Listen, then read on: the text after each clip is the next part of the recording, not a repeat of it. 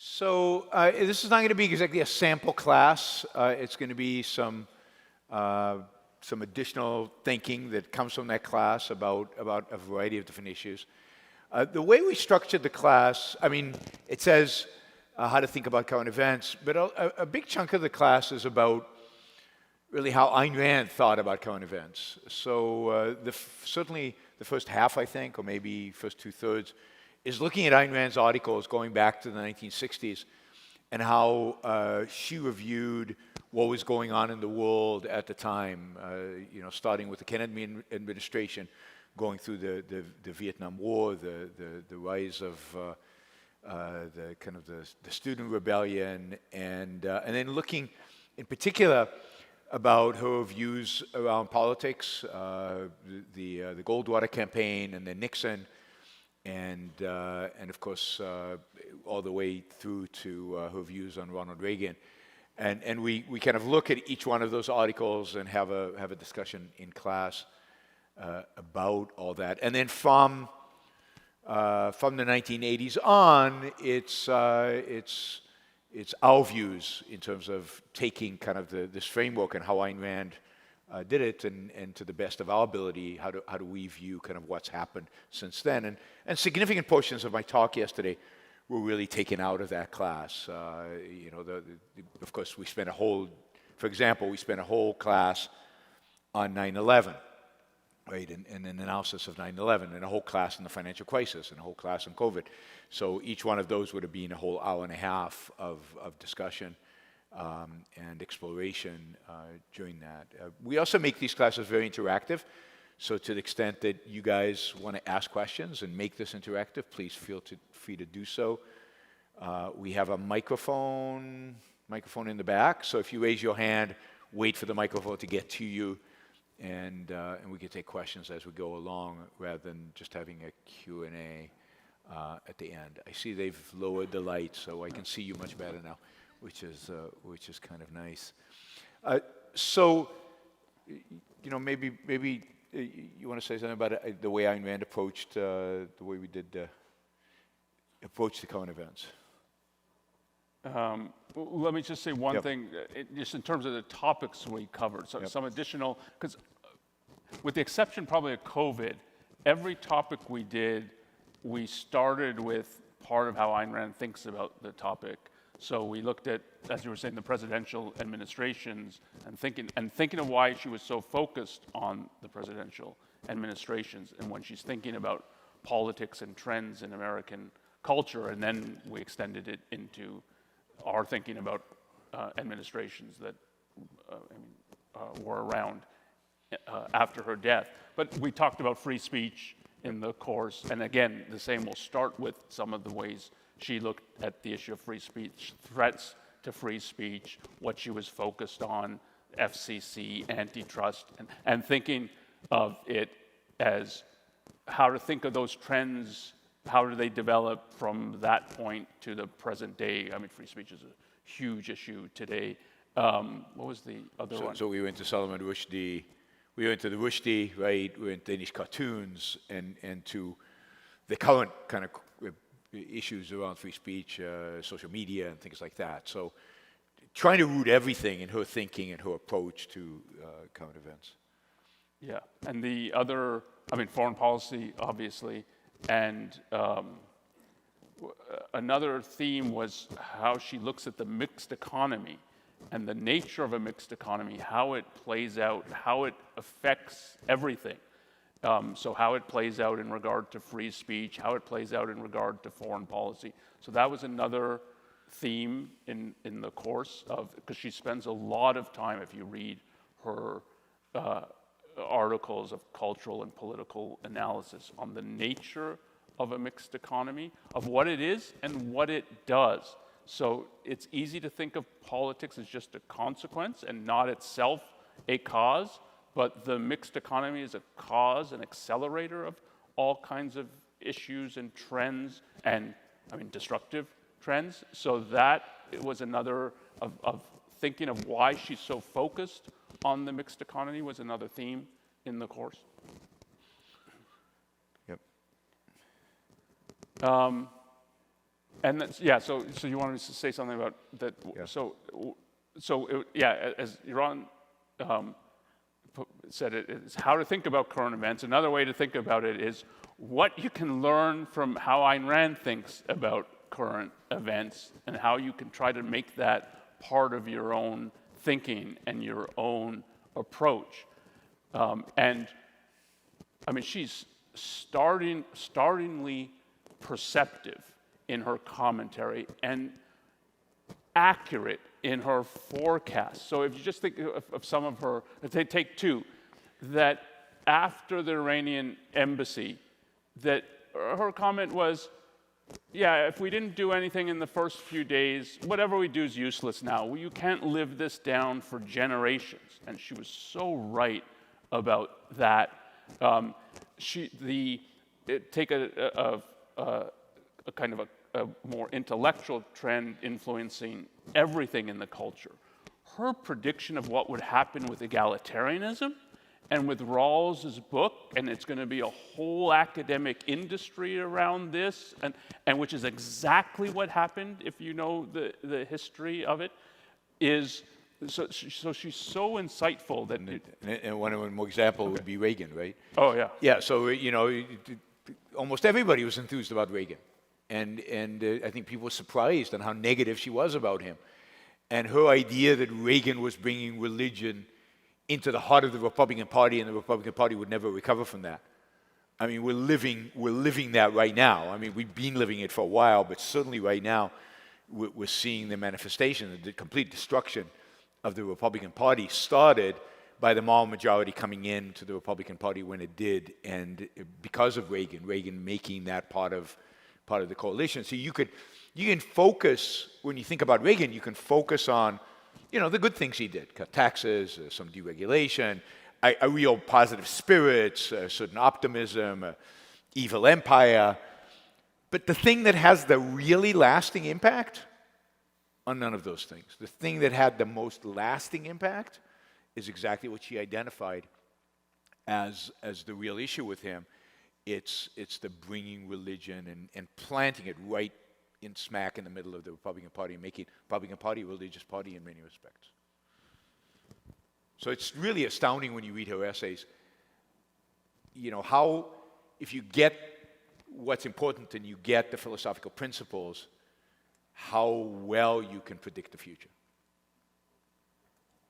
Yeah, so that's a major focus in the course, to think about the elements that she's looking at when she's analyzing, and I'd put it, there's at least these four there, and it's these four and the interconnection of these four. There's more than this, but so she's immersed, you can put it in the journalistic concretes or the journalistic details. So even though what you're going to get in the end is a high-level philosophical perspective on that, she can't get there without thinking carefully about the details of what is going on. I mean, to the level of commenting on what Nixon looks like on TV and what's revealing about that, and how the TV camera reveals things that you don't see, that you wouldn't see if he wasn't appearing on TV. So the level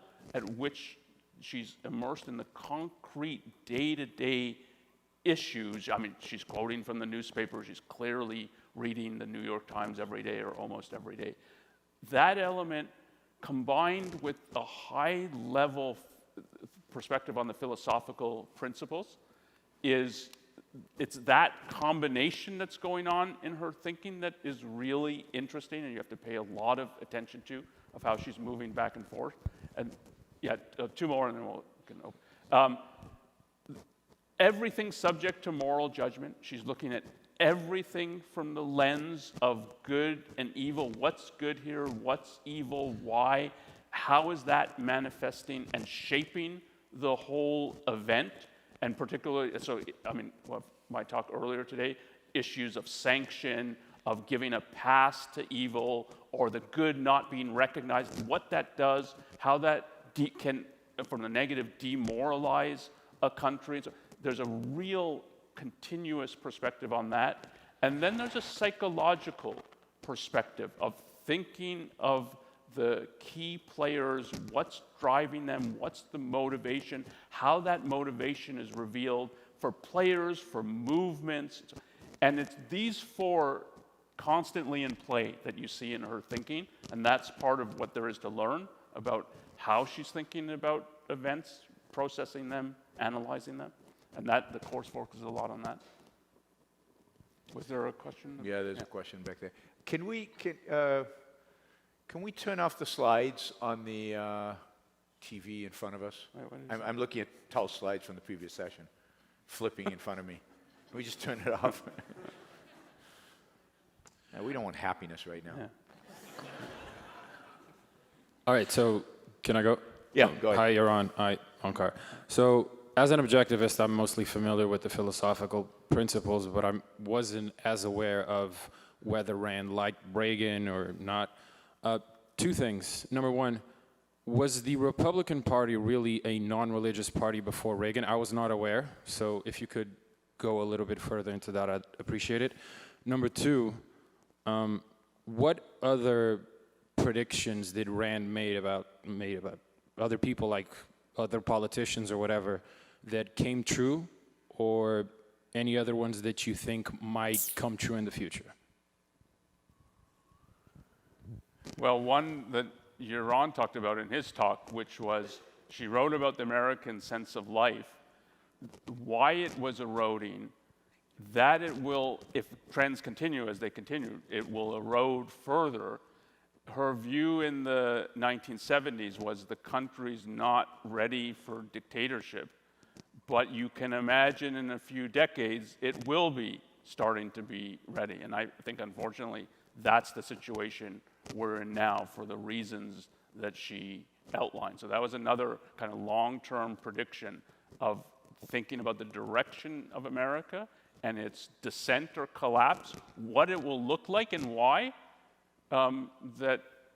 She's writing about that in the 70s. And in the 70s, people would have thought she's crazy. A dictator in America, that's crazy to think about. And then post 2016, everybody's talking about that. So in terms of religion in the Republican Party, I think that pre-1980s, I mean, people were religious, but it wasn't a key part of the Republican Party plank. It wasn't a key part of them. So she criticized Goldwater in 1964 for running a campaign defending capitalism on the basis of Christianity. But in a sense, that's the only basis they had. It was in the culture. Everybody was, but it wasn't. There wasn't kind of a religious movement within the Republican Party pushing for a particular religious agenda, right? I just read, I've been reading a lot of these lately, but I just read 2 days ago that Republicans are going after, you saw they wouldn't vote to secure the right to contraception. They refused to vote for that. Democrats wanted to vote on contraception. They refused to vote for it. So they won't even guarantee that we're going to have access to contraception. But there was another one that came out just a few days ago, and it slipped my mind right now. But another, a clearly theocratic type thing, right? Where religion is directly related to all of our lives. And what happened in the 1970s is that there was this large block of evangelicals, which is an enormous denomination of Christians in the United States, that typically had not gotten involved in politics. They just stayed out of politics and weren't that engaged. And in the 70s, they decided to get engaged, and they voted for Jimmy Carter in 1976, and they felt betrayed by him. And Reagan actively went out and lobbied them and brought them in. There was also something called the moral majority that was forming, again, a religious kind of focused political entity that he kind of brought in, and then many of the people around him were part of that. He made abortion a big issue in his campaign in 1976 when he ran against Ford, and then later in 1980 when he ran for president. Abortion suddenly became the central part. Now, partially that's because Roe versus Wade was passed in 73. But So it suddenly became an issue qua religion versus, yeah, the only way we can have a moral justification for everything is referring back to this. We can't think of anything different. So, yeah, I think I think it's a big difference, Republican Party post-80 and pre-80. I mean, somebody like Ford or even Nixon or Eisenhower, think about those Republican presidents, Eisenhower, Nixon, Ford. Religion doesn't come to mind when you think about them. Right? And again, it doesn't mean they weren't religious, it doesn't mean it didn't come up once in a while, but it certainly wasn't central to their agenda. But think about Bush. He's an evangelical, and he makes it clear he is, and his whole approach to 9/11 came from that kind of perspective of religion. You can see Trump clearly is not religious, but Trump is clearly going after the religious vote, is clearly articulating certain issues in a way that appeals to religious people. It's all oriented in that direction.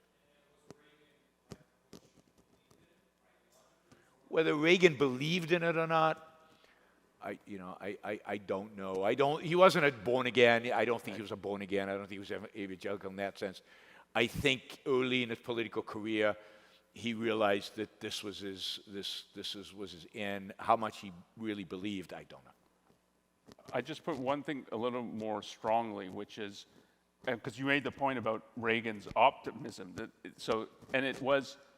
There was a moral tone to Reagan's campaign, I think, and to the response to Reagan from Americans, because he seemed to think, yeah, there's something good about America. We're a shining city on a hill.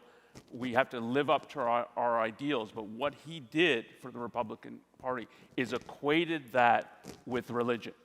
That if you're going to think about America as moral and you're going to take morality seriously, that means to take religion seriously. That's part of why he's bringing religion into politics. And that equation of morality with religion is a complete disaster and is completely un-American.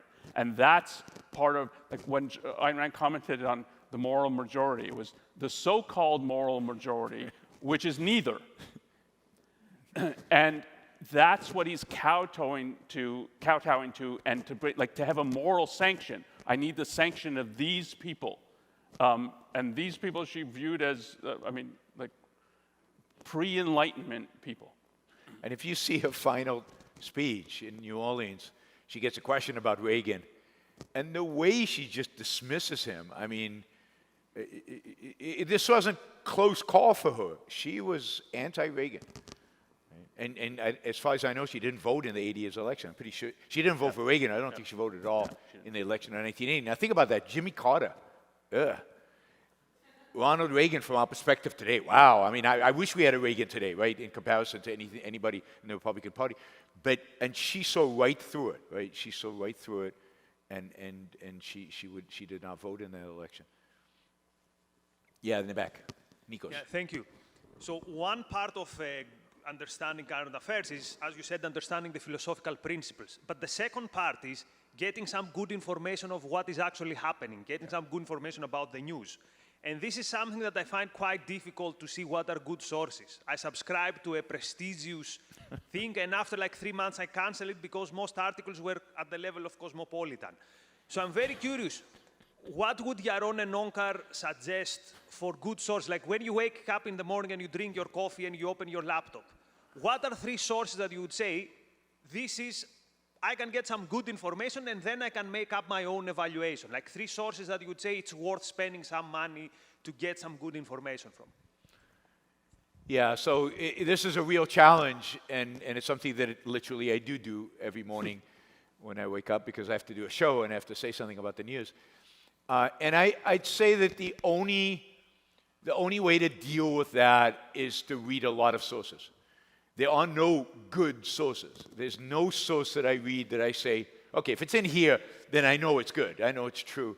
I have to cross-reference any story I look at. I have to cross-reference and look at other stories. So I look at a number of places. Today I look at, 4 or 5 different places. One, I always look at Google News. Google News is just giving me mainstream media. It's giving me the highlights. It's giving me what's being written out there. But that's where the news is coming from. It's coming from the mainstream media. You're not going to get news from anywhere. Everything else is a filtering of that. So you want to get the first you want to get first exposure to what does the world think the top stories are. And then I go to some more selective ones. So I like the Free Press, Barry Weiss's Free Press. I like the Dispatch, which is, former National Review people. So these are people who tend to be never Trumpers, but conservatives. Conservatives never Trump. But the nice thing about it is they've now created a news organization. So it's not just commentary, they're actually producing news. So I go to those. And then I have a few other Substacks that where they aggregate news. A guy named Ellis, E-L-L-I-S, who just aggregates news. Some of it's relevant, some of it's not. And he always has, what I like about him is he always has some good news there. He always has some scientific stuff or some technology stuff and things like that. So that's the beginning, right? But that can only be the beginning. And then once you decide what stories you want to cover, then you have to dig. And look, it's to the level where if you read a quote, you can't believe it, right? So they'll put something in quotation marks, Trump said this or Biden said this or something. You literally have to go find the video or find a transcript to make sure that what you're reading is true, because so often it's either distorted or taken completely out of context. So, and it's both sides. It's not, there's no, both sides, there's so many, they're all the same.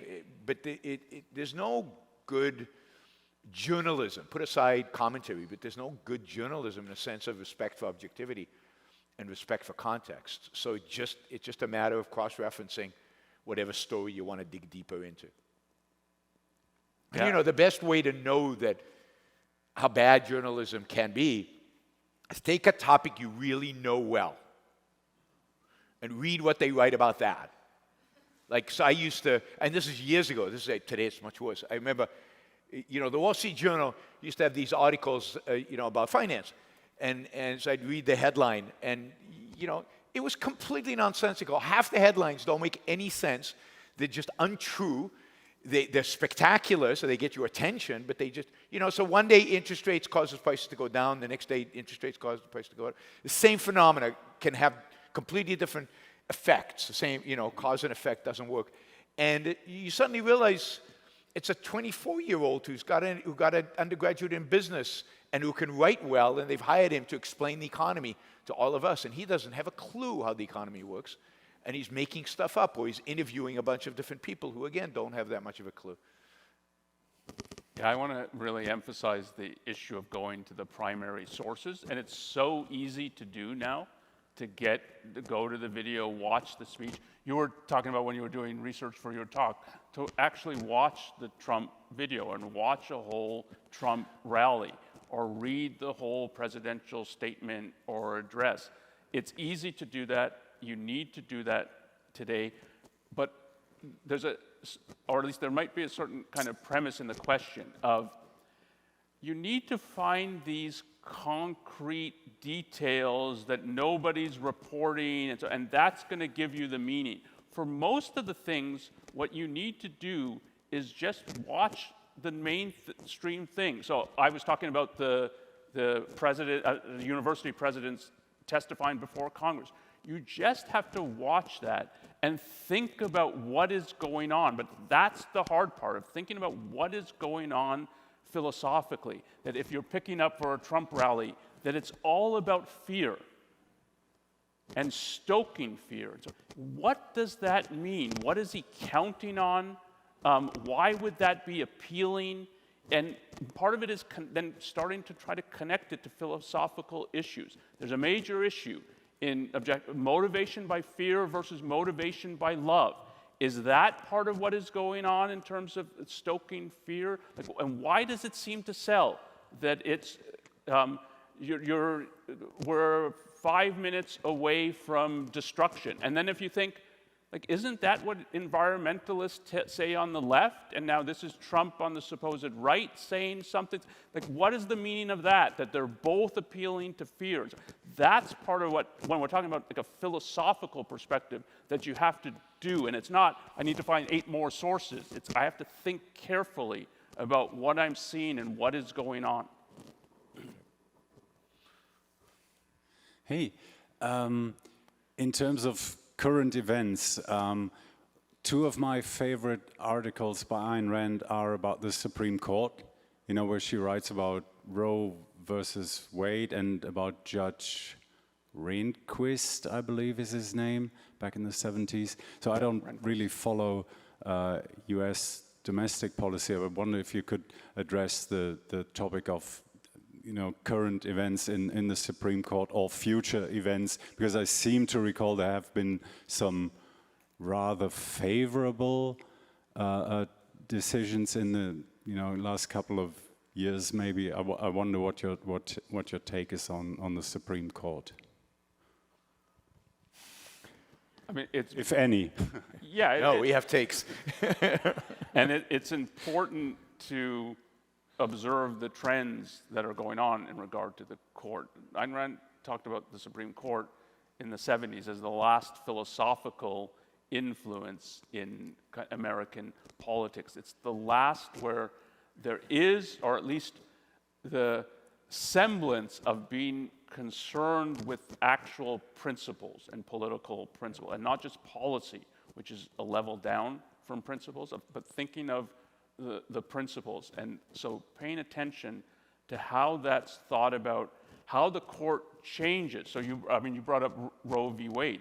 It was a long-term strategy in the country coming from the right that we need to overturn Roe v. Wade. We need a whole legal political program that's going to enable us to do that. There's massive activism at the legal level. To think about what is going on in regard to that is part of thinking about the intellectual trends that are shaping and will be shaping the country, and all the way down to the level of the kind of legal implementation and the legal decision. So it's something important to think about in terms of thinking about current events, their direction, and I mean, for instance, the Dobbs overturning Roe v. Wade is very revealing in terms of how these judges think about certain aspects of liberty, political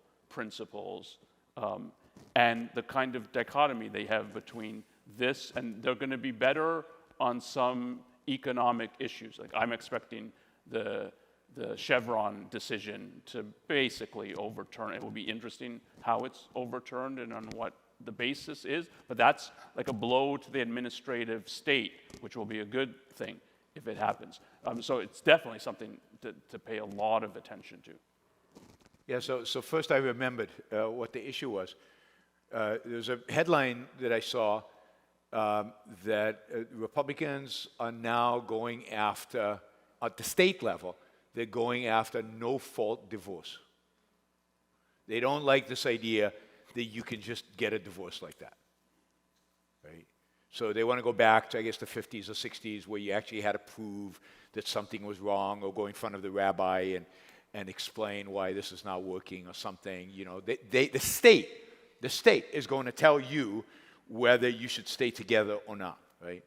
I mean, that would be unthinkable, I think, and it's all from a religious perspective. And in terms of the court, I mean, it's really, I mean, so to second what Onkar says, I mean, think about the fact that when a court makes a decision, the Supreme Court makes a decision, they write up a big essay, right? A real essay defending the position that they've taken. Now, no other branch of government does that. There's a bill that just tells you what it includes, but they're not explaining why, they're not giving arguments, they're not citing examples and referencing precedent and doing things like that. So by definition, what the Supreme Court is doing is so much more intellectual at a so much higher level than any other branch of government in politics or any politician. Well, you know, they're just, you know, they're dealing with ideas. So that's important to note, because it also gives you a lot of great material, because they're actually writing all their arguments out. It's also really, really important to understand that they're all products of the philosophical world in which we live. They're all products of, you know, philosophy today, or philosophy over the last 200 years, but mainly today. So almost none of them, no, not almost none of them, none of them, not a single one of them understands the Declaration of Independence. They have no conception of what individual rights means, not in a sense of what objectivism thinks individual rights means, what the founders meant by individual rights. They don't understand it. And indeed, one of the most famous Supreme Court justices in recent years was Justice Scalia, who was a hero to conservatives, the party of the founders. And yet he wrote that individual rights are nonsense on stilts. That's Bentham. He's quoting Bentham, right? He didn't believe in individual rights, and yet he's a conservative judge that everybody hails as referring to the Constitution. And you can't understand the Constitution if you don't understand the Declaration, because the Declaration sets the context for the Constitution. The Constitution is about protecting rights. If you don't understand that, you don't understand what the whole document is about. And they don't. So, what was it, Dobbs, they went back and thought, what would they have thought about abortion in the 18th century? What would the founders, would they have thought that the Bill of Rights really protects abortion? So let's see, what were the attitudes towards abortion in the states? And what were the There's no concept of individual rights and our understanding of it and how to apply it, and let's apply it to this situation. No. Right? There's what they call textualism or something like that, or historicism, going back and figuring out what they meant back then. And that's the biggest defenders of the Constitution want to defend it as some frozen idea that was written in this particular year, and we have to understand it completely in the context of the time. Of course, there was slavery at the time, but then luckily there's an amendment later on that, because if there wasn't an amendment then maybe slavery is okay. So it shows, when you read it, you can see here are the smartest people in the country. I mean, they are. They're really, really smart people.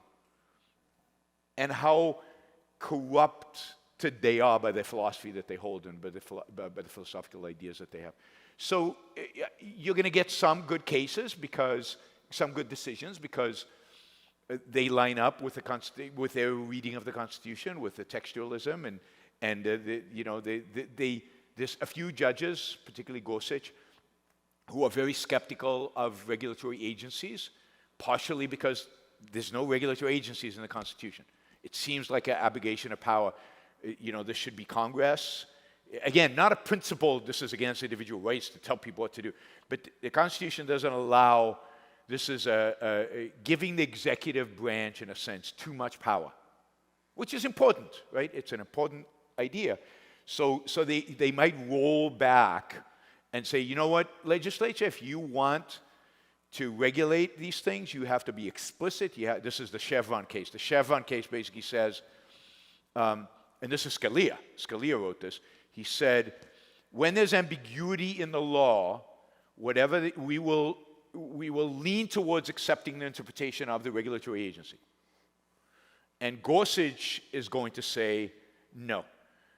The law has to be written by Congress, and if it's ambiguous, then you go with the most free interpretation, not the most, the least free. And if Congress wants to change it and make it clearer, then they have to pass a law. But again, there's no principle from our perspective of individual rights that's guiding it. So there will be some good economic liberty decisions because of that.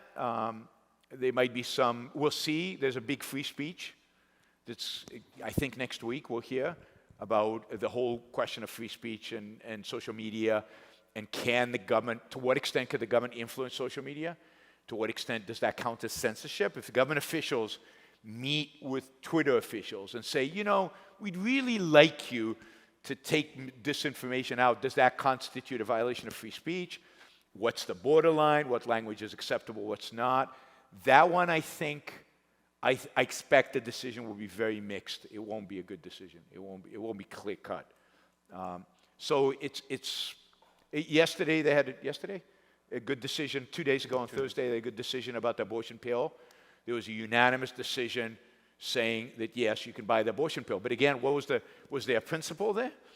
I mean, the principle was the people who sued didn't have standing, which is right? I mean, you need those kind of decisions, and it's a right decision. They don't have standing. But there's you have a right to choose your own form of, this is a contraception, form of abortion. This isn't something the states can ban. That was That was not the decision. But it was unanimous. So it was 8-0. So for a while, I think we're safe on the abortion pill side because I don't think people will go through the expense of suing on that because the court has ruled so unanimously about it. So, and then there's going to be a lot of really bad stuff as well.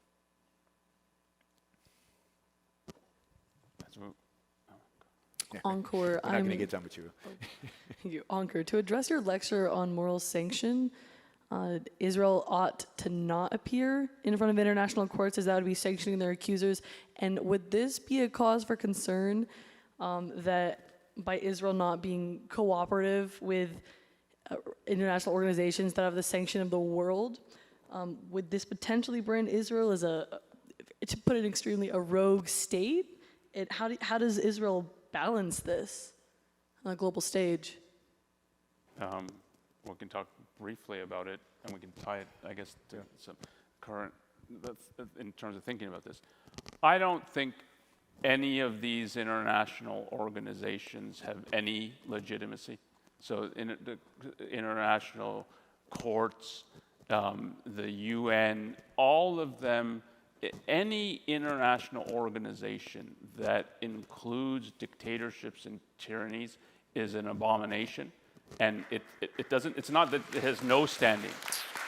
It is detrimental to the good.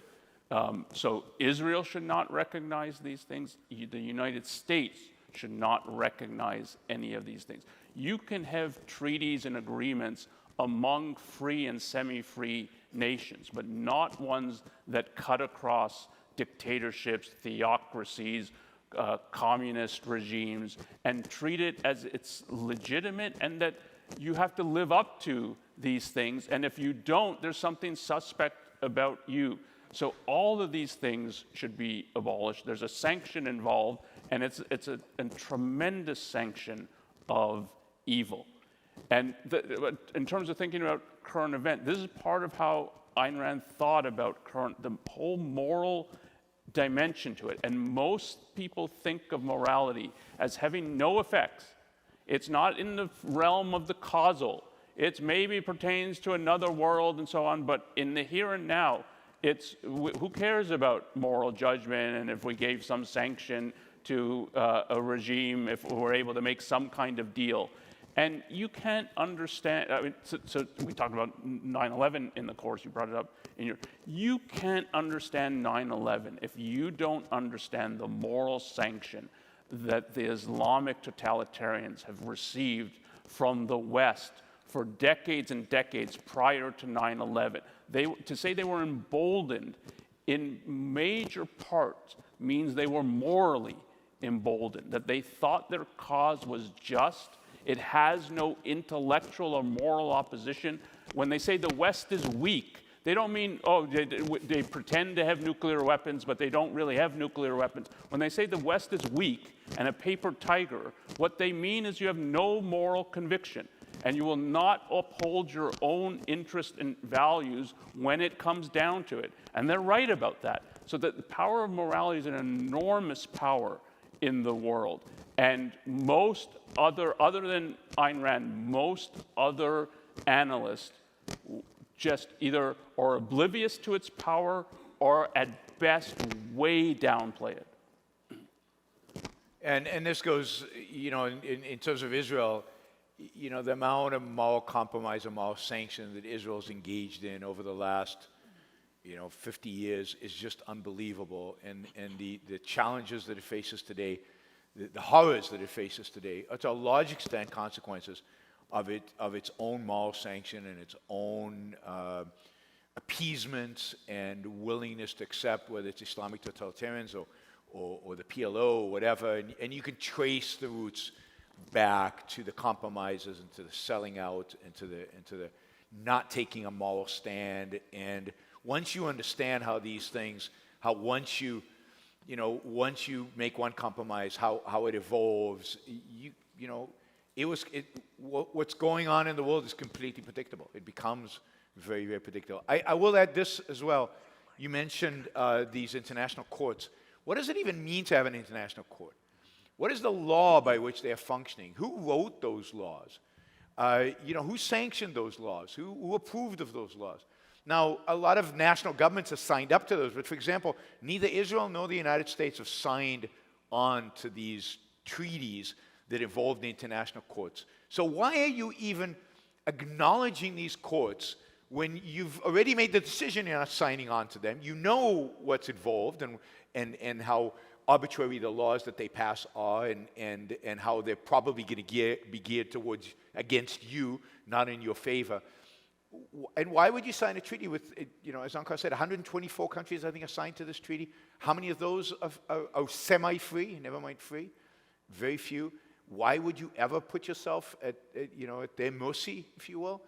It's so sacrificial, it's so suicidal. And the fact that Western Europe is so gung-ho about this tells you a lot about the philosophy, the ideas, and the psychology.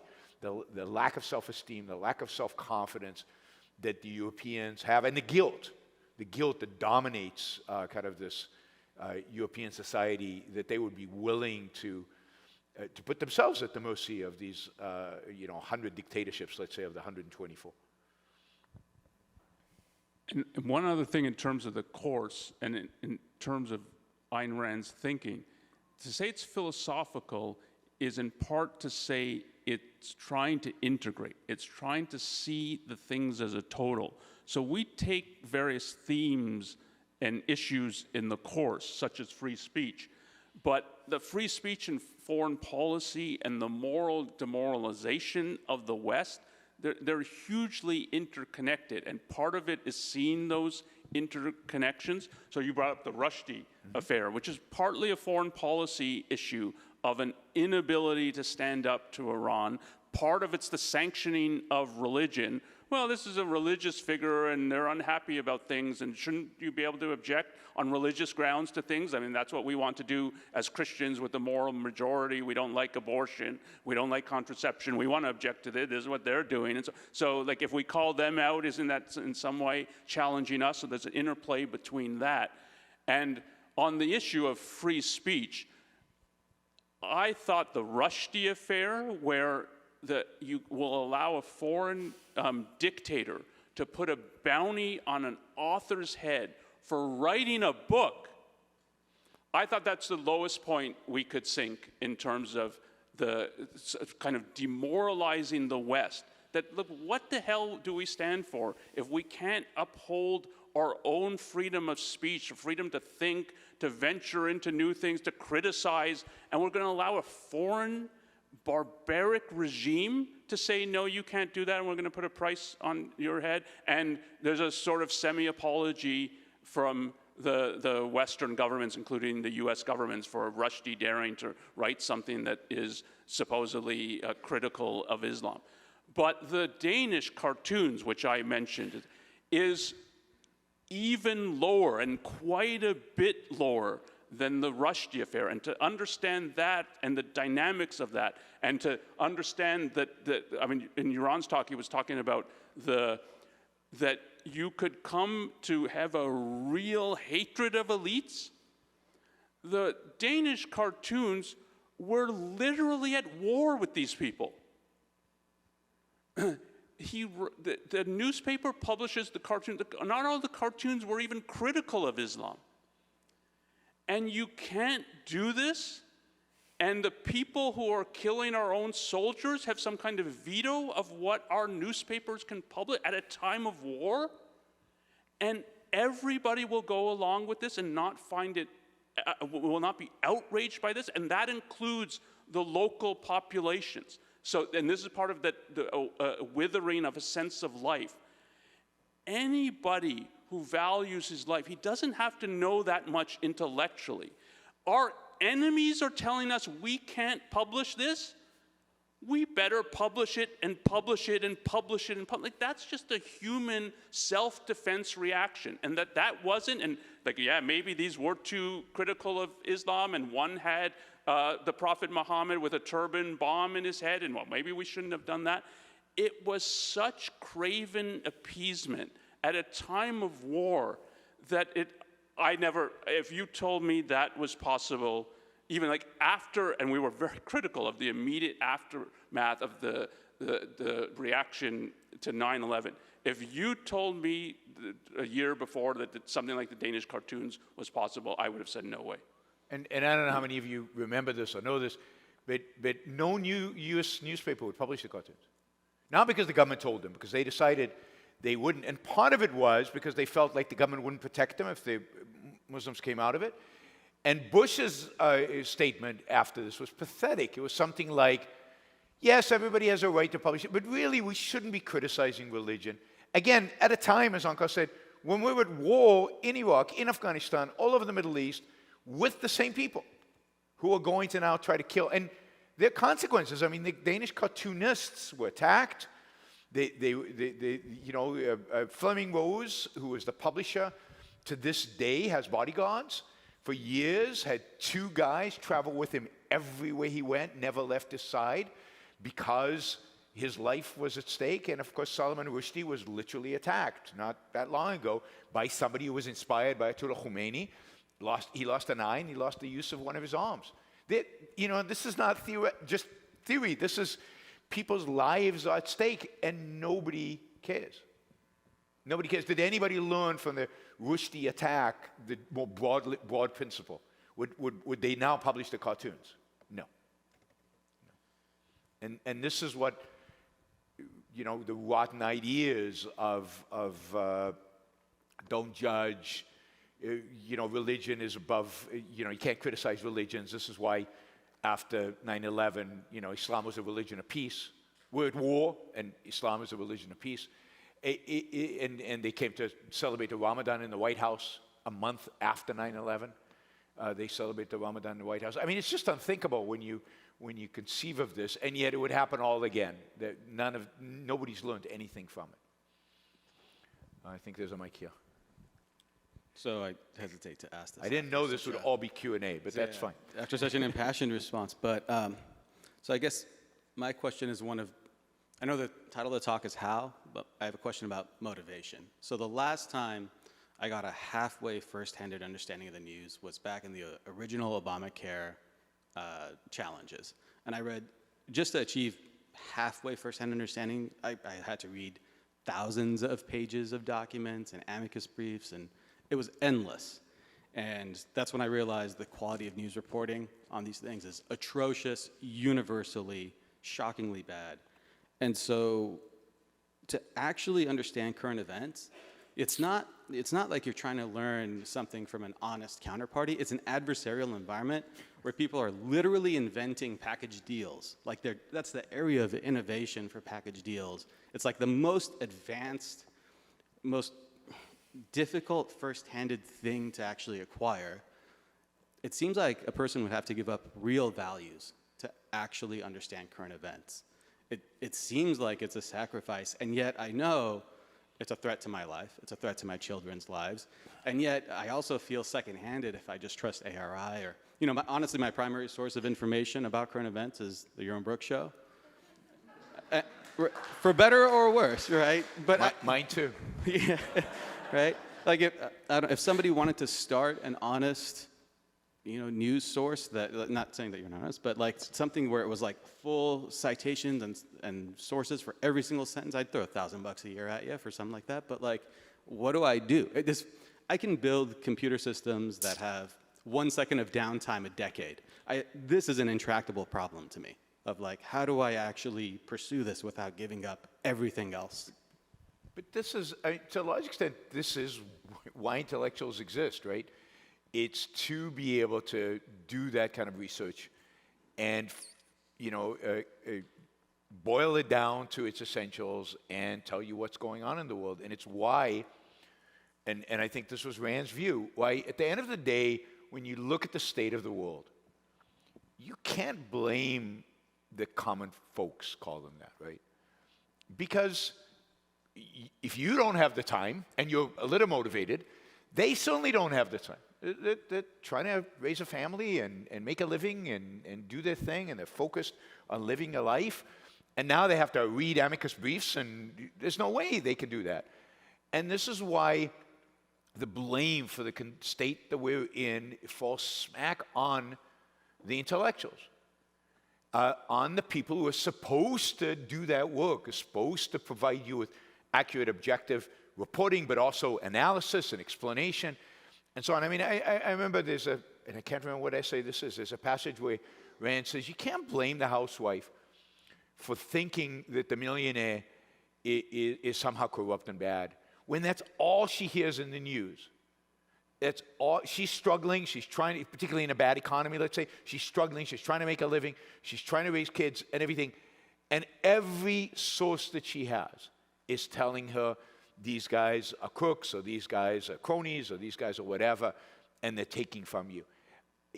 Where's she gonna muster up the knowledge, the time to be able to say, no, it really is the politicians, or it really is XYZ that's making this hard. It's the intellectuals. The intellectuals, their role is after 9/11, because after 9/11, the one thing you saw throughout America was bewilderment. They had no idea this was coming. They couldn't understand it. Why would anybody attack us? We're nice people. Right? I mean, there was this real attitude of, all the way from the Middle East, they came over here. What's this got to do with us? Why is this happening? And the kind of patriotism came out, and the flags came out kind of as a response to it. But essentially, we don't get this. What's going on? And then the intellectuals fed them a story that was completely false and immoral and completely upside down in terms of causality.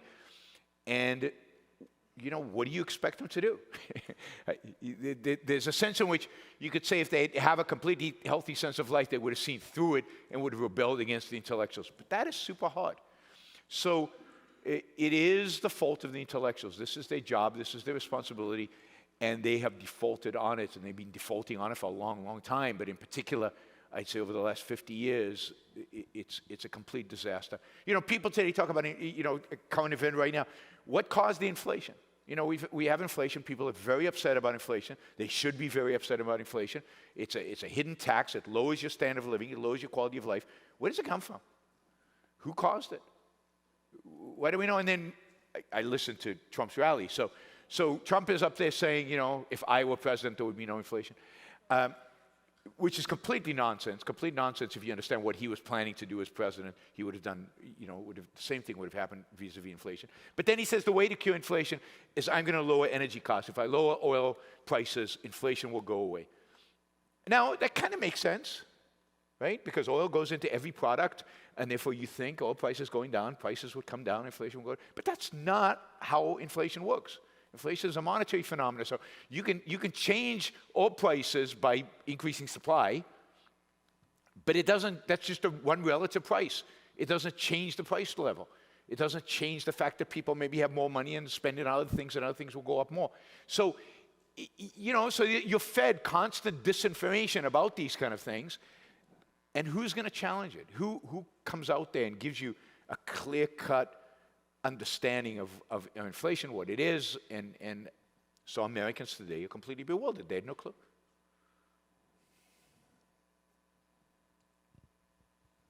Where's the mic? All right, thank you, gentlemen, for the talk. Going back to that small matter of happiness, I think most people in this room, when they look out at the state of current affairs, they'll overwhelmingly not like what they see. So setting aside news sources, you would dislike the events themselves and the way things are going. And so it seems like the extent to which someone takes an interest in current events is also the extent to which they're going to be in a pretty bad mood. So how does a rational person who needs to stay abreast of domestic and foreign affairs so they can understand the world around them and what might be impacting their life, how do they take that in without being consumed by the negativity therein? To be focused on the positive. So and to the question about it's hard to keep up with current events. I mean, Yaron, you do that as a profession, in effect. So you're abreast of a whole bunch of things. It's not an either or. Like I have to try to keep up with everything, even everything significant or nothing. But there's some that really stand out that you have to have a view on if you're trying to both understand what's happening in the country and if you want a better direction. So 9/11 was certainly that.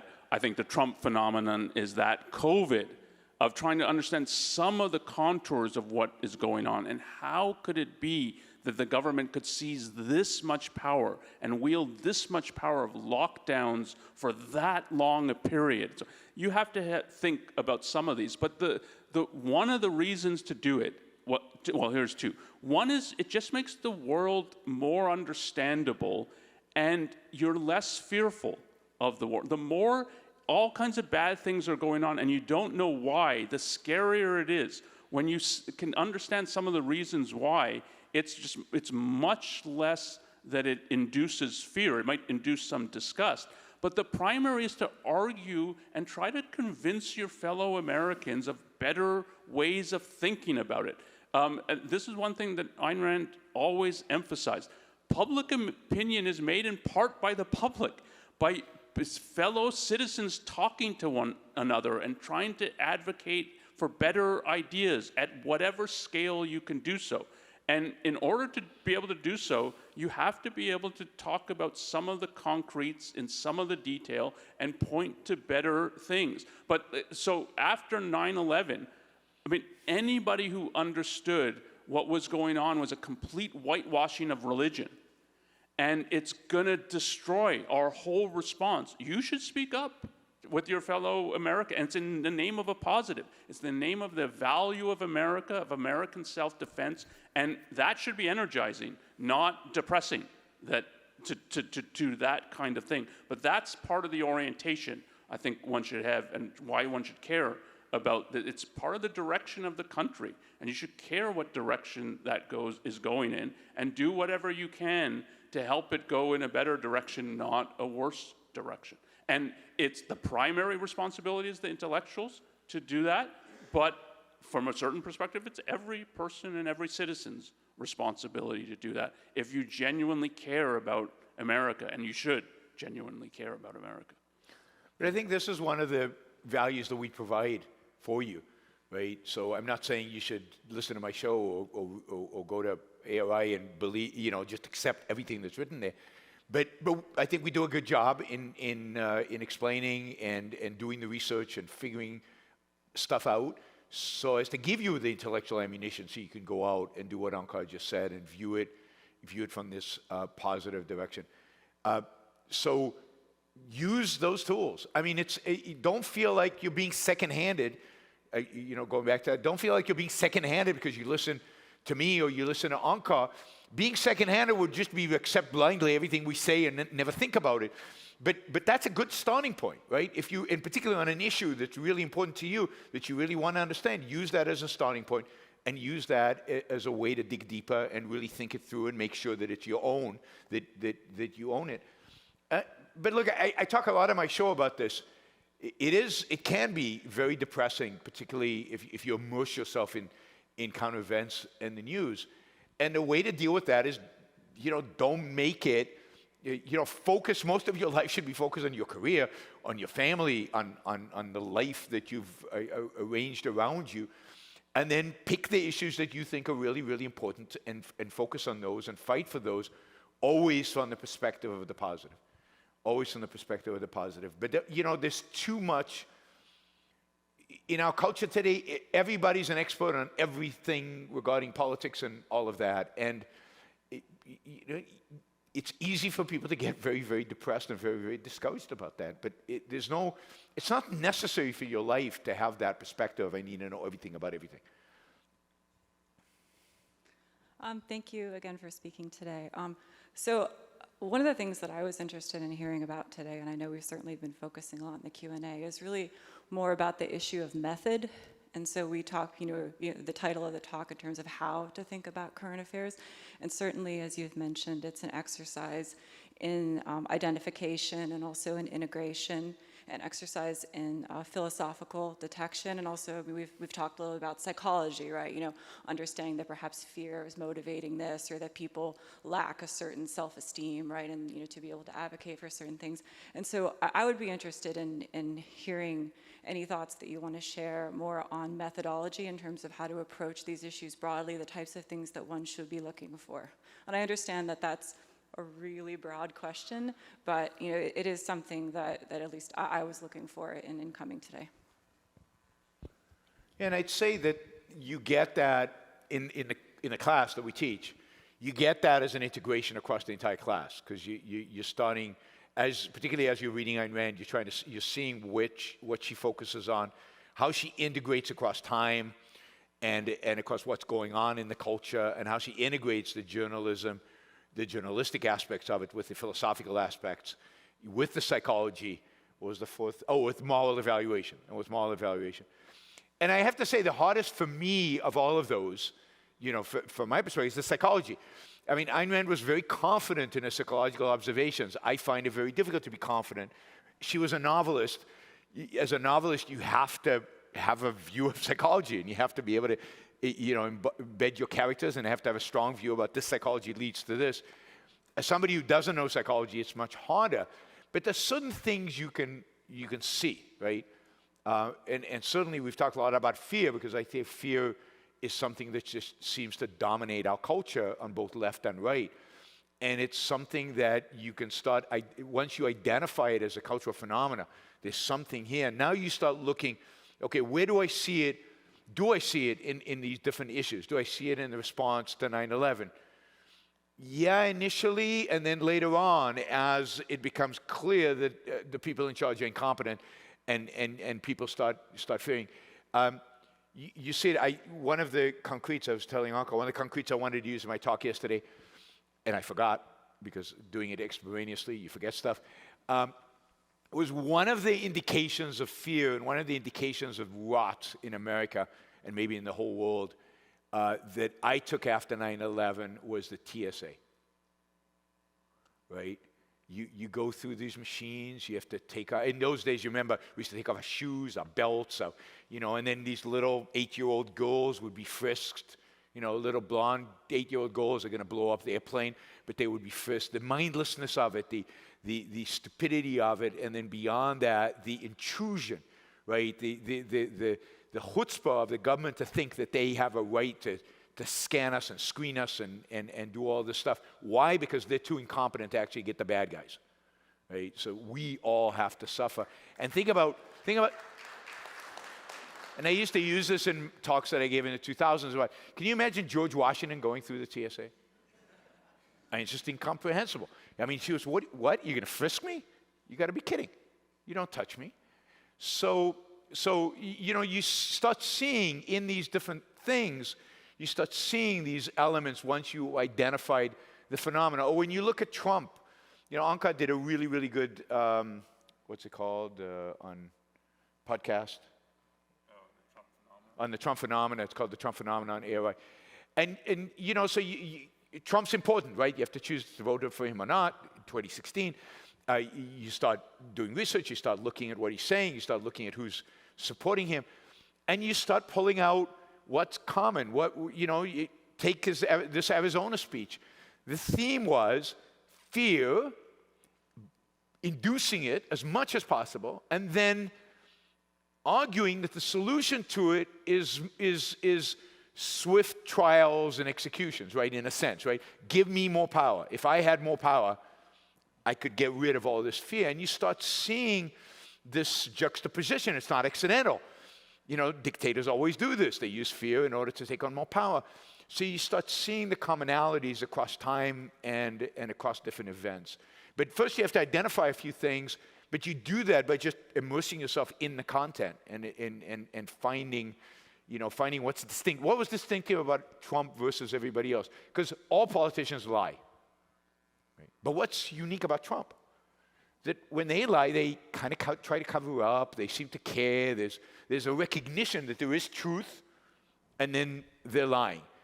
Bill Clinton would lie all the time, but he would kind of cover it up in a sleazy kind of. But Trump just doesn't care. Trump is like, yeah, I remember he was once asked, but what you said was not true. And he said, did it work? Literally, he said, did it work? Talk about pragmatism, right? Philosophical pragmatism.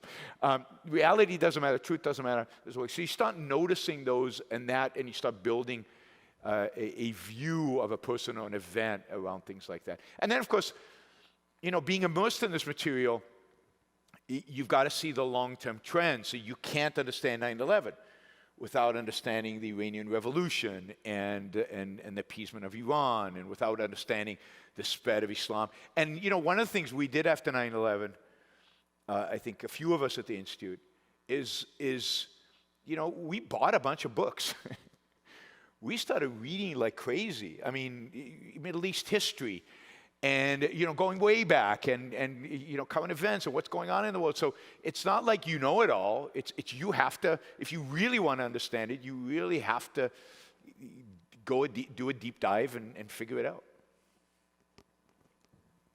And I appreciate the question about the terms of methodology, and that's what the course is about.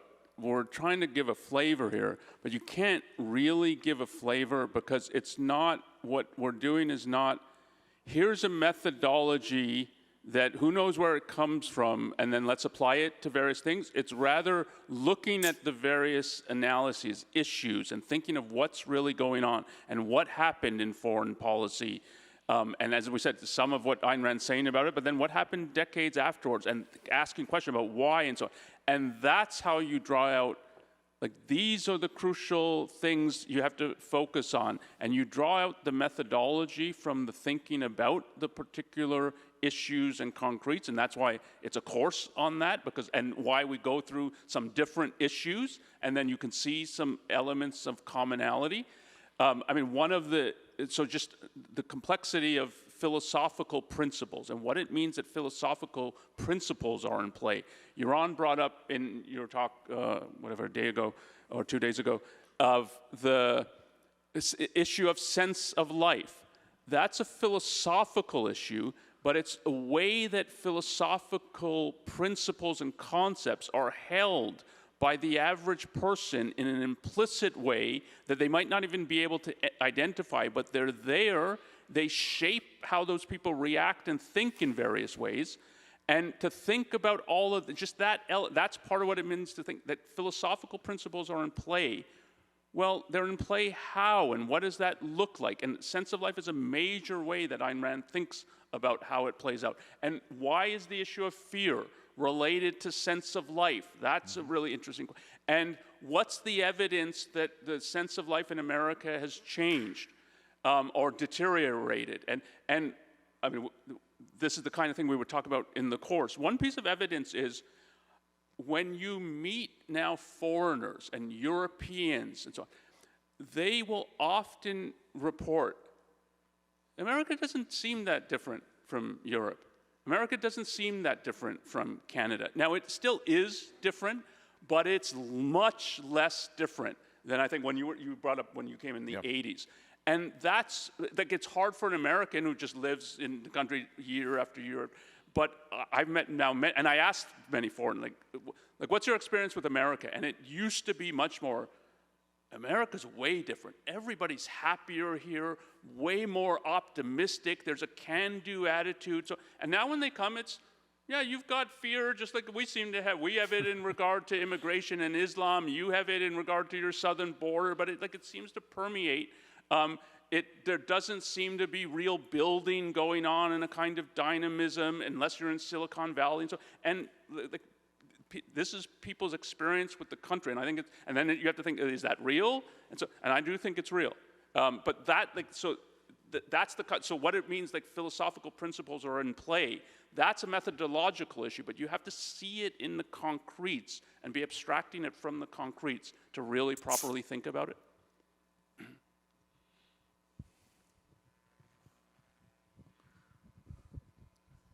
You can do it for sitting down. What I want to ask about is the BRICS, B-R-I-C-S, which is Brazil, Russia, India, China, in South Africa and a couple of other countries. It's not front page news, but it's definitely news. These people are accumulating gold with the intent of abandoning the dollar. And so since this is news that would be financial and an impact, and the mainstream media haven't started to cover this at all, but it's been going on for about, I'm aware of it for about 6 months, and I was wondering if you know about it and what your thoughts were. Sure. So let's break this down, right? So the BRICS are, as you said, Brazil, India, China, Russia, South Africa. So if you take those 5 countries, which one of them has a dynamic economy? Maybe China, maybe. You know, which one of them is likely to have massive economic growth? I mean, real high standard of living or anything? None of them. I mean, bottom line is, I don't really care what BRICS are doing. They have no impact on the world. From an economic perspective, they have no impact on the world. I mean, China has an impact on the world, but all the other countries don't matter. They're irrelevant. What do we care about South Africa? Do you really care about one way or the other what South Africa does? I mean, I care that, you know, they're going after Israel maybe, but from an economic, financial perspective, I don't care. And then the other question you have to ask yourself is, okay, if they're accumulating gold, does that mean they want to go on a gold standard? That sounds pretty good. And if they go on a gold standard, does that weaken or strengthen their governments? It weakens their governments because it takes the power of putting money away from their governments. What is the likelihood that China and Russia are going to agree to actually go on a gold standard and diminish the power of their own governments? I'd put it at close to 0. So my assessment of that news story is it's BS. And even if they are accumulating gold, it's you know, gold's not a bad investment given that there's inflation in the world.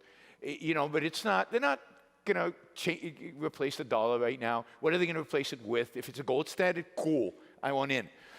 And if it's the Chinese yuan, you know, does anybody really trust the Chinese, even their friends, the Russians, to keep the Chinese currency stable? Nobody trusts them. So there's just nothing, there's no there. It's a story, people are writing about it, particularly people on kind of the fringe right and the fringe left. But there's nothing, there really isn't anything there. One of the things, I think I mentioned this yesterday, I think things I like about Milei is that when they invited him to join BRICS, he said, no, thank you. I want to join the Americans. I want to dollarize. I don't want their currency. I want the one currency that still has, you know, I'd be worried about the dollar, but of all the currencies in the world, you know, the dollar represents maybe the best, or close to. Hi. A question for Onkar. You mentioned the cartoons and sort of historical events that are cause for concern. I'm wondering what you think about, I think, the fact that there's still American citizens being held hostage in Gaza, and I don't see anything in the news. I don't hear anybody talking about it. People are concerned about an election. I would expect that this country, I'm sorry, I'm a Canadian, it makes me sick to my stomach that this country would just abandon those people. Whether they live in Israel or not doesn't matter in my mind. Why is that not an issue today? Why are Americans not irate that they're just, basically there's no military action coming from the United States? And this is a tiny group of thugs that have basically taken American citizens hostage, and they're still there. I think it's ridiculous. I mean, you could broaden that question to why didn't people care about the withdrawal from Afghanistan?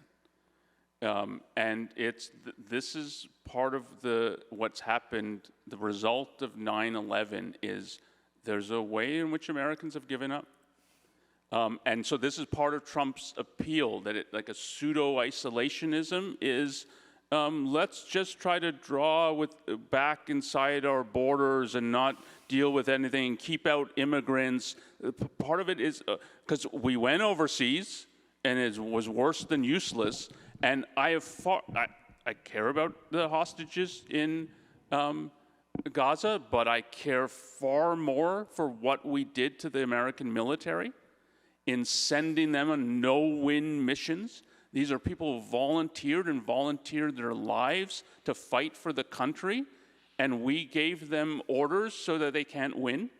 And nobody cares about that. I mean, you brought up the story about what happened, the reports in the Washington Post about what the strategy or non-strategy in Afghanistan was, and then the bullshit they were telling the public and the people of. And I mean, this was soldier after soldier maimed and killed. And where is the outrage in regard to that? So it's much, much wider than the issue. The hostage issue is just, we've given up, we'd like to go home and somehow not be involved in any of these countries. And so, could that be a solution? Because trying to do anything certainly doesn't work. And that's the failure of 9/11. It's hard to,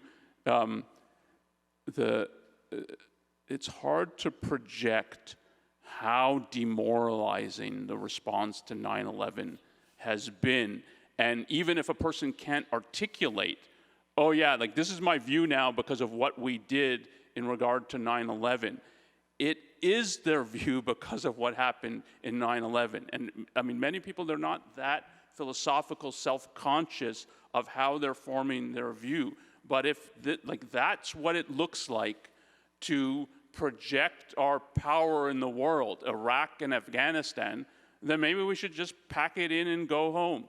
And you can understand like some of Trump's appeal of playing to that, of why it would play, given what the response to 9/11 was and amounted to. Yeah, and there's a sense in which it started well before that. We had the quote from Ayn Rand about why we didn't respond to Iran. That was a response to a hostage situation, right? The Iranians took, 54 members of the American embassy. They attacked an embassy. That's an act of war.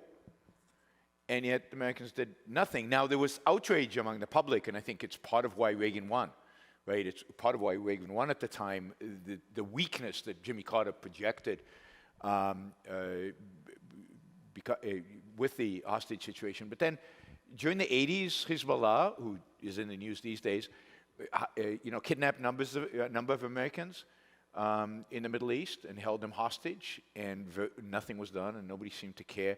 And there's been a generally softening up of, and when the Marines were killed was it 244 Marines were killed in Beirut in 1983, and Ronald Reagan gave a very tough speech on television. They lobbed 2 missiles into the Bekaa Valley, which is in the news these days, and then we left. Tail between our legs. And Osama bin Laden, in his manifestos, writes about that. That is, these are things that the bad guys notice. They noticed, do you ever see the movie Black Hawk Down, Mogadishu? He writes about that, bin Laden does. They notice that every time America's challenged, tail between the legs, out. They notice the weakness, and what they did with Afghanistan, and it's a combination of Trump-Biden, because Trump signed the peace deal. You sign a peace deal with the Taliban. I mean, how absurd and ridiculous is that? And then Biden completely, botches the retreat out of there. People, everybody noticed that. Putin noticed that. Xi notices that. Iran notices that. Hamas noticed that. They notice these acts of weakness. So this builds, and 9/11 just eviscerated American confidence in our ability to do anything in the world. It was already weak before 9/11. It's one of the reasons our response was so weak, was we'd already been weakened, but that just eviscerated it completely. So now the attitude of so many Americans is just bring everybody home, and let's just hunker down at home. And not for any kind of healthy reason, but just for the reason of we're incompetent, we can't do our job, and we're afraid. We're just afraid. At least the soldiers will be home, they'll protect us here, which is, of course, a myth. How important is it to understanding current events to have strong examples of similar historical events to compare to? You brought up textualism earlier and the bad recent case with Dobbs. For me, there's a very clear example of the improperness of textualism, and that's the Dred Scott case. Taney said explicitly in his legal reasoning that the reason why slavery should be protected and be an absolute right that can't be infringed upon by Congress is because the southern colonies would not have joined and agreed to the Constitution if it was not protected. Who cares about the Declaration of Independence or the principles that the country was founded upon? And so I guess I'm wondering, do you need to be able to point to examples to be like, hey, this is what happened because of these beliefs? I think it depends on your purpose, right? Certainly as an educator or as a public intellectual you do. You need an historical context. You need to really understand and show what's happened in the past, show the consequences of these things. The more you know, I mean, I've come to the conclusion for a long time that the more history we know, the better we are equipped to understand the present. You know, I just find history fascinating, so it's fun. So yes, I mean, I think you need to know these things again, but a lot of things you can just understand that they're wrong, right? And you can understand that something is rotten about how the government is responding. And if you understand, I don't know, concept of individual rights and how it should apply, you can see its violations. Again, it'll be richer and more solid, and you'll hold it better in your mind if you have an historical context to it, but it's not always necessary for every issue that's out there. Yeah, and it often will expand your understanding of causality and deepen it, but there's also things that you have to think what's new and different about the current situation. And again, thinking about the history helps with that, but it's not as though it's just a cycle of the same thing repeating again and again and again. So if something like COVID or something like 9/11, you have to think it's both, like what does appeasement look like? What does it look like in the past? What did it mean to appease Nazi Germany? Haven't we done something similar in regard to Islam? But then you have to think well, Islam's a religion, Nazism is a secular religion. This is an explicit religion. What difference does that make and how people hold it, what it would mean to show that this is an ideal that is unreachable? And so it's part of the value of history is also to think, what's different, new here that you need to think about, that the causality, there might be similarities, but there's going to be differences in how it plays out. And like it's important to think of it in that context as well, that it's not just history. So that when they say those who don't learn from history are doomed to repeat it, there's a meaning to that, but if that just means it's going to look exactly the same, you're not understanding it. So I get this, for instance, the rise of religion in the West. People think of it, it's going to look like the Catholics fighting the Protestants. And no, that's part of what a religious mentality looks like. But there's so many manifestations of a religious mentality. So to say that there's a rise of religion, if you can't put environmentalism and the woke into that category, because all you have is your historic categories, you can't think properly about what is going on. So you have to do both, but certainly the knowledge of history is relevant to all that thinking. So to jump back to information sources, I used to get in an argument with my father about that the mass media drives the ideas in the country, and my answer to that, my argument was that it's just reflecting the ideas that are already out there because they're trying to gather eyeballs and sell papers. I was just curious if you had a comment around that. I'll say one thing, which is that I think of that as a false alternative. Yeah, it's both. So yeah, so it reflects the deeper intellectual trends, but then it helps instill those, give them concrete form, and so it's not just an effect, it's also a cause. I mean, people watch the media, it frames part of how they think and so on, so it's not like or it's only an effect, or it's the driving cause. It's an effect of, you can't understand so this is part of what the protests after October 7th reveals. you can't understand the country, its trends, without understanding what's happening on campuses, and that will spill out into the broader culture, and October 7th is an example of that, starting to spill out and framing how people think about the whole thing. So you can't, and the media is a product of that. It's people educated at the universities who go into the media and so on. But then the media does things, and that has an effect. So it's not just an effect.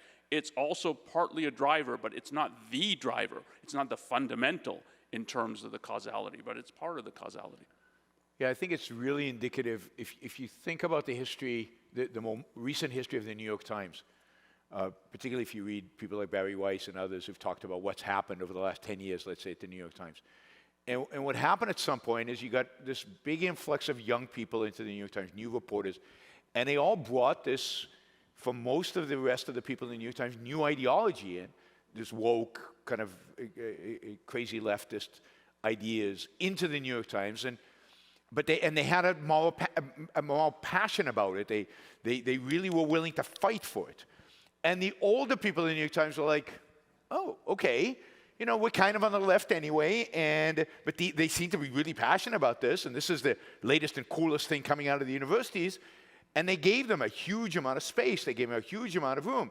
Now, what was the consequence of that? The consequence of that is all the stories at the paper started tilting towards, you know, reflecting this woke ideology, and now we are reading the New York Times, or some of us are reading the New York Times, and maybe that's impacting us. Oh, you know, maybe the 1619 Project, right? It's a good example.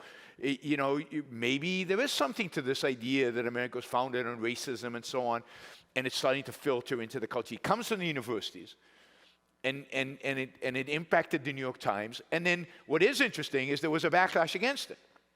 So there's a backlash against it. Now the New York Times is saying, wait a minute, this is hurting our business, and it's hurting our reputation. Maybe we need to rein them in a little bit. And they have, you know, they've taken some of the craziest people and they've reined it in. And then, of course, internally, some of the best people left, like Barry Weiss left. And that was a signal to management, maybe something is wrong here. So it's a constant feedback mechanism. But the source is the universities. The source is, you know, what these journalists are being trained, the experts that they interview. So let's say you've got a story about inflation, and you don't know that much about inflation. Who are you going to go to? You're going to go to Paul Krugman, and you're going to ask Paul Krugman about inflation. And now his ideas, you're reflecting into the culture, his ideas about inflation. So it's, at the end of the day, they are conveying what is being produced by the universities, and then they get feedback and adjust. Yeah, so I have a question that's related and interconnected with the issue of reading or following the news being potentially draining mentally. Namely, it seems there are often the same principles at work. So when you live in a mixed economy, as we all do, and you have a conservative socialist government, as we used to have in Poland for the previous 4 years, like, you know, basically everything you can find on the news regarding national politics is a new status thing being introduced. And, you know, these are things of a predictable nature. And so the question from me, I guess, would be, do you then delineate and become more selective on what you read, and how much time do you spend thinking on that? Or should you instead go for more sophisticated thinking on those issues, even though it seems to be the same thing on the face of it, or maybe a mixture of both? So, thank you. Well, I mean, I think to a large extent it's going to depend on your values and the time you have and your interests. But I think Onkar's point earlier is there's certain issues that are important, that you really, really have to have an opinion about, because they're shaping the culture around you, and you can speak up and you can have an impact. And on those, you want to get the basics, and then you want to find a way to drill deeper to more sophisticated. But of course, more sophisticated doesn't mean better, or it doesn't mean truer. It just, you know, there's a lot of sophistication out there that's complete crap. So you want to be able to go and find, you know, where do I stand on this? What are the real issues? What's really involved? So that you can defend your own values better. And I don't think you can do that on everything. You need to select those issues that you think are the most important issues of the day that you can have an opinion on and you can voice that opinion about. Yeah, and we're out of time. Thank you. Thank you, guys.